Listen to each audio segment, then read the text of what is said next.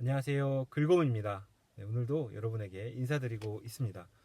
우리가 사는 세상은 어떻게 돌아갈까요? 책을 단 한 권도 읽지 않았던 제가 지난 1년 동안 참 많이 변한 것 같습니다. 자기계발 책과 함께 에세이, 철학, 역사 등 다양한 책을 읽고 있습니다.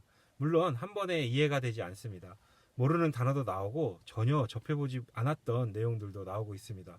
그럼에도 계속 인풋을 통해서 좋은 아웃풋을 만들어내기 위해 끊임없이 노력하고 있습니다. 철학은 세계관에 관한 학문이다. 요즘 제가 읽고 있는 임승수 작가님의 원숭이도 이해하는 마르크스 철학에 나오는 구절인데요. 세계관이라고 하면 세상을 바라보는 관점이라고 할 수 있겠죠. 그동안 난 세상을 어떻게 바라보고 있었는지 생각해 보았습니다. 사실 생각해 볼 것도 없습니다. 정신없다, 바쁘다 라는 핑계를 대면서 아무것도 생각해 본 적이 없기 때문입니다. 눈앞에 있는 일을 처리하기 급급한 제가 어떻게 세상이 돌아가는지 생각할 수 있었을까요? 대중들이 하는 이야기에 휩싸여 있었습니다. 제 생각을 스스로 정하는 것이 아니라 군중심리에 이끌려 다녔던 것입니다. 이것이 제 삶을 주인된 삶으로 살지 못하게 했던 원인이었다고 생각합니다. 부모님, 선생님, 친구들이 하는 이야기를 그대로 믿었던 것이죠. 왜 그럴까? 도대체 어떤 일이 일어나는 걸까라는 고민을 하며 세상을 바라보았어야 했는데 그러지 못했던 것입니다. 이제라도 책을 읽고 저만의 철학과 가치관을 세워나가고 있음에 감사할 뿐입니다. 책에서는 철학의 첫걸음이 세상의 근원은 무엇인가 라는 질문에서 시작되었다고 합니다. 그 속에서 유물론과 관념론이라는 인식이 생겨났다고 하는데요. 세상의 근원이 물질이라고 이야기하는 유물론과 세상의 근원은 정신이라고 이야기하는 관념론이 있습니다.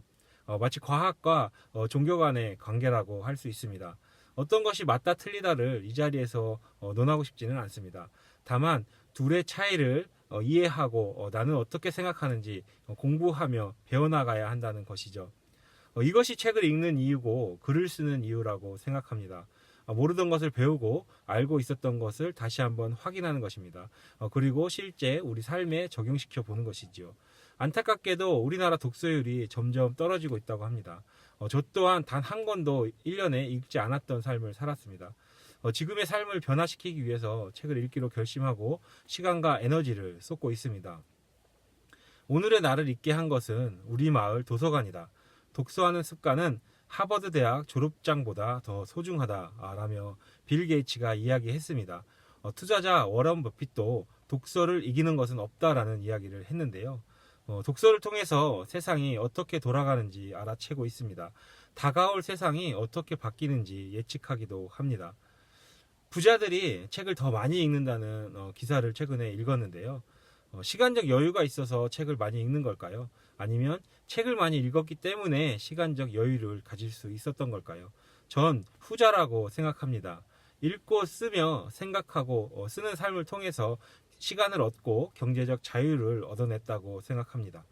내가 책 읽을 시간이 어디 있어? 다 속편한 소리야 라며 이야기할 수 있습니다.